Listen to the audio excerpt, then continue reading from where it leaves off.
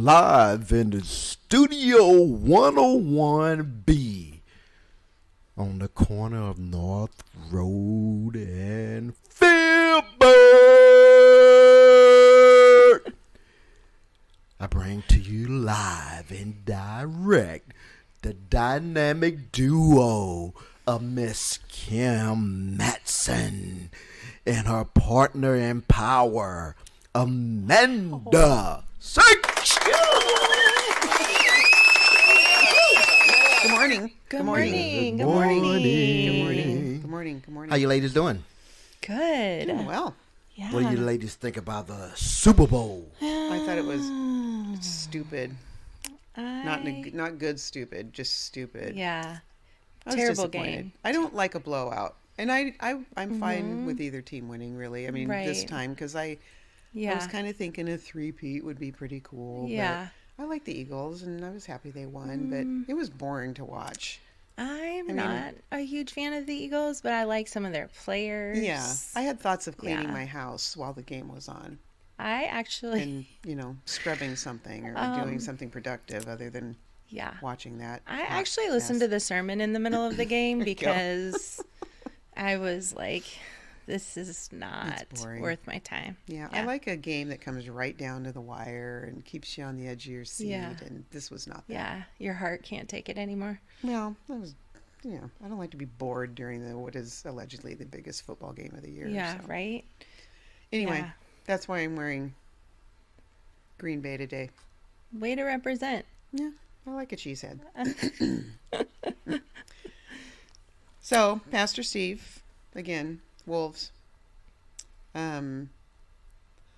Wolves want you to believe you have time. Yes.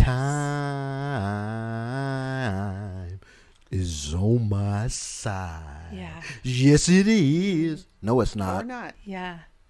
Truth or Dare also popped into my head as a Murder This Sermon title. I love it. Uh-oh. What you got? That's it. Truth or Dare. That's it? Yeah, it's short and sweet. It's a good one. Okay. Don't Stop Believing, but we can't do songs anymore, so please don't sing it, and we'll get in trouble. Don't. We'll get in trouble. We'll just leave it at that. Fill in Well, the Steve blanks. was coming out of 2 Peter 1, verses 16 through 21. You should feel free to read that if you haven't done so already or you didn't watch. But it's a good... Okay, can we just give a shout out to DeVandis and Pastor Steve Yes. who pre-recorded the sermon for those that watch online? Yeah. I'm serious, you Because guys. the week before there was a snafu Yeah. in Like, the universe. And so they dedicated some Yeah. time to that was amazing. making sure that you could have the sermon Right. this week. Which Seriously is amazing. Awesome. Well, in all seriousness, we know the online audience, they need the word just as much as the in-house family. So, yeah. Yeah, that was great that you guys did that. That was Thank you. amazing. Seriously. So Peter's talking about, and again, we're supposed to remember and remind, right? That was last week's kind of direction to us. And he's talking about how he's telling the truth in these verses. And it's not a myth. It's not a fable. Right. These things are actually happening. He's discussing the fulfillment of the prophecies of Jesus, which you have some interesting intel on that in a second. But Yeah. by eyewitness account, this was seen and recorded. This is not a Right. hearsay. It's not a myth or a Right. fable. Yeah. He's the promised savior. This is the Jesus. This is the one we've been waiting for, and he's emphasizing that you can't change what happened, what was seen by eyewitness account, right? This is actual. It's truth, and just Yes. because your personal preference might not align with biblical truths, Correct. that's on you, Yeah. right? So are you Sure. telling me that you don't believe in mythology? Wise tales, fables? The trouble with those, they're interesting, and I find them interesting to read and to know about or learn about, but But the trouble with those is that they have a little bit of truth sprinkled in, or a Right. little bit of, oh, I've heard that before, so that Yeah. makes sense to me, Right. sprinkled in. And that's wolf bait, people. It's vaguely familiar. That is Yeah. that is wolf bait right there. So you have to be careful. And the conspiracy theories, they're often prevalent during times of uncertainty or hardship, or when you're anxious, and people who heavily rely on their intuition or grasp onto these half truths fall prey to that becoming what they believe. Yeah. Yeah. Yeah. That's I wolfy feel like stuff. we're becoming experts in wolves. Yeah, A I little kind of bit, feel right? like it. And then I started thinking about Little Red Riding Hood, and how that sweet little girl's taking treats to her granny, and she thought that was her grandma right at the hill that wolf was going to eat her. That's terrifying. Like, what a terrifying children's tale. But that is a great analogy, because I think about Jim Jones and Oh, yeah. the People's Church, or whatever the name was. Yep. People believed the wolf up into their death. So Yeah. Little Red Riding Hood, oh, grandmother, pastor, that's my sister, whoever it is. It's easy to get sucked up into that. Yep.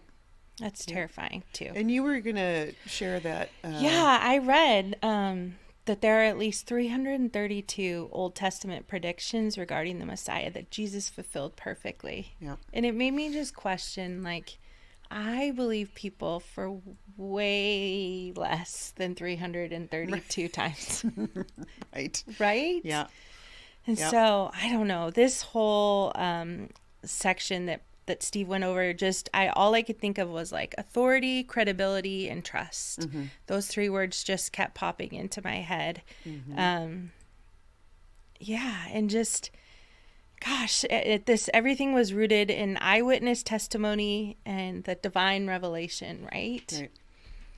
I don't Well, know. and I was thinking too, have you ever witnessed something that's literally unbelievable? Right. Right? And then if you have had that experience, trying to explain what you saw to somebody else, and they're either going to look at you like they are all in on Yeah. what you claim you saw because you are credible, or you're so invested in this thing that you saw, or they're going to think you've lost your mind. But I feel like even if you retell this incredible thing, it's never going to be as incredible to somebody Correct. else as it Right. was to you, Right. right? But here, Peter's trying to tell people Yeah. about these incredible, unbelievable Yeah.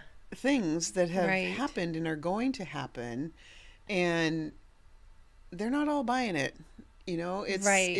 it's kind of a hard sell because they prefer to, or have become used to, listening to these other myths and fables and yarns that people are spinning about Yeah.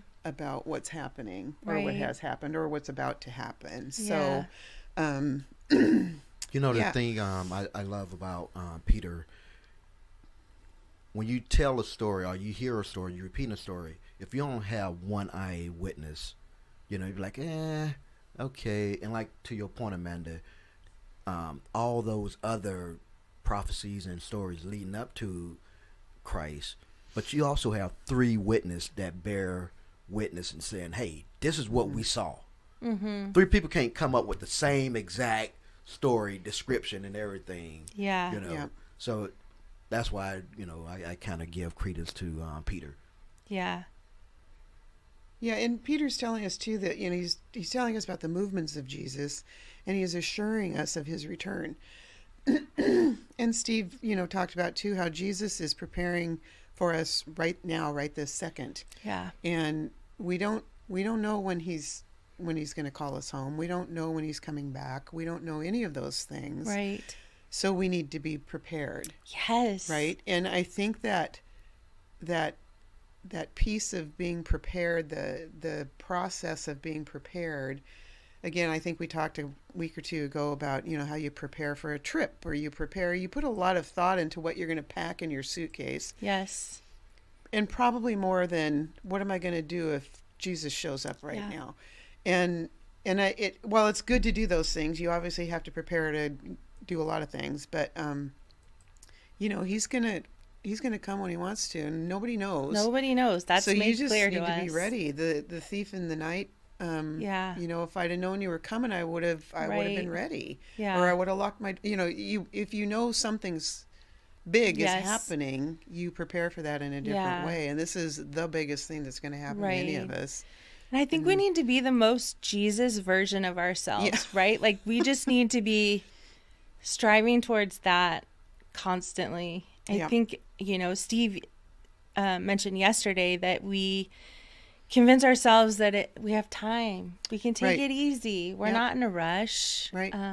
But really, I mean, it's repeated over and over again, like, be ready now, be ready at all times. Yep. And so. Yep. Why do you think people think they have time? Or is it because we have gotten so lackadaisical in this, and we're not expounding on it like we used to? Because I mean, growing up, that's the only thing I heard. Oh, get ready, he's coming back. He's coming back. You better be prepared. He's coming back. I heard it repetitively, and I could see it. It's like fatigue. He's coming back fatigue. I credit to that. He's coming back fatigue, and you can lure yourself away into like, I got time, man. And like Pastor Steve said, oh, okay, I'll do this here and now. I just ask for forgiveness later because you got to forgive me. Do we? Yeah. Right. Do we? Right, because he's been telling us all along how we're supposed to act. Yeah. And if you're relying on just continuing to sin and then expect continued forgiveness, it's not good strategy. That's not really how we're supposed to be living. Right. I mean, those things do happen, but we need to try harder so we don't have to ask for as much forgiveness, perhaps. Oh my gosh. I mean, I could just be playing that and repeat in my head, because I have thoughts when I'm driving. I have thoughts when I'm shopping. I have thoughts all the time that aren't God-pleasing, and so I am in a constant state of sorry. It kind of reminds me of like working out, right? Nobody ever wants to work out. I never want to work out. Every morning, I literally am thinking of every possible reason why I should not go into my garage and work out. And yet somewhere along the line, because I've done it so much, the discipline in me kicks in, and I always find myself in my garage doing my workout. And you feel better after you did it. Yeah, there's never been a workout where I'm like, I really wish I wouldn't have done that. Right.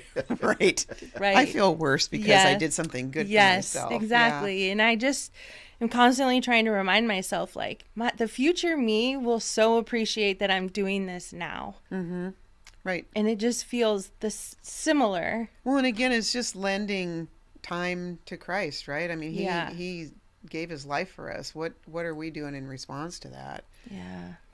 And I think to your point, DeVandis, it is that comfort thing, like we've talked about many times. You just get in a zone. Things are going well. Mm-hmm. We tend to look at Jesus in that time and space as more of just, oh, Jesus is my friend, my guy, and then when it hits the fan, Jesus becomes much more important and much more on our lips, right? And in our hearts and in our thoughts, and we should, not that we should live our lives like everything's about to hit the fan, but if that's what compels you to be in the Word, and then okay, make your life a little less comfortable, just find ways to get uncomfortable, and there's plenty of ways to do that.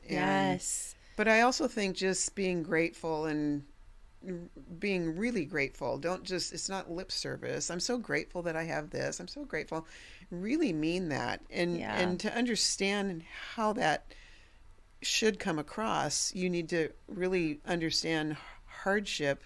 Right. And there's a lot of that in the Bible, and a lot of things to be grateful for as well. And our lives aren't any different than that. We all have things that are hard, and if we come away from that thinking, man, I'm glad I sidestepped that one, Right. or I got through that, we have to understand Yeah. that was by the grace of God that lesson was given to Yeah. us, right? Yeah.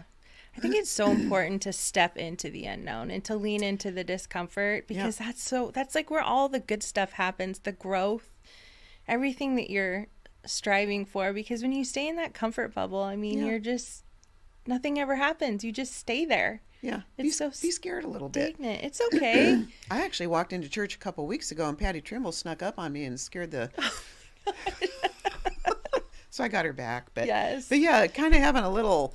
Yeah. This makes me a little nervous. I mean, Yeah. that's a little different realm, but yeah, Right. I'm a little out of my element here. Yeah. And it could again start with small things. Maybe you're reading your Bible more than you ever have before, and something else has fallen by the wayside, and that makes you feel a particular way. Yeah, That's okay, for sure. because that's probably not going to go anywhere. It's still going to Yeah. be waiting for you at some point. But just and again, it doesn't have to be a big thing. It can be, but small Yeah, I think steps. just can remaining get you, open, and it's okay to say you don't know or I'm learning, right? I mean, we tell our kids that all the time, but then as adults, suddenly we're supposed to know how to do everything. Yeah. And the reality is that we don't. Well, because I remember when I was a young Christian, reading the Bible for the first time and reading about these miracles, and Yeah. they were unbelievable in Yeah. some way in my head, because I didn't get it. Yeah. And then they became unbelievable in a different way. Like, that is Right. amazing. Yeah. That is a miracle. Yes. So, And the thing about that also is the natural, you grow naturally, right? From a baby, adolescence, and all so forth into adulthood and to the elderly stage. We also grow spiritually. We're spiritually infants and little babes, because, the Bible even references just milk. You ain't going to survive off of milk alone. You need some substance. And so as we grow spiritually, just enhance. We're going to grow spiritually. But we shouldn't be 20 years later still at an infant stage in our spiritual growth. Yeah. yeah. For sure. Yep. For sure. Well, do you have anything else to add? I just want us to be open, I guess, as God's people, to be open to being a little bit uncomfortable and to be willing to step out. I mean, I think of, often you hear people don't want to share the word with people that aren't believers, because what if I don't know how to answer something? I'm like, what if you just embraced it and we're like, it's okay. I don't know that. Let's look it up together. Let's find learn out together. What's that saying? If you don't stand for something, you'll fall for everything. Yeah. Yeah. So I'm going to leave a question. Uh-oh. And there's, lots of places that you guys can go do your own research, and I encourage you to do so. Are you ready for Jesus's return? Yeah. And what does that look like? Exactly. And what are you going to do about it? Yes. I like that. Are you ready for Jesus' return? Okay, guys, that wraps up the show for the day. Hit that like button, subscribe, share, so you can stay in the know with the great dynamic duos. That is Amanda and Kim. And I'm the hype man, and we are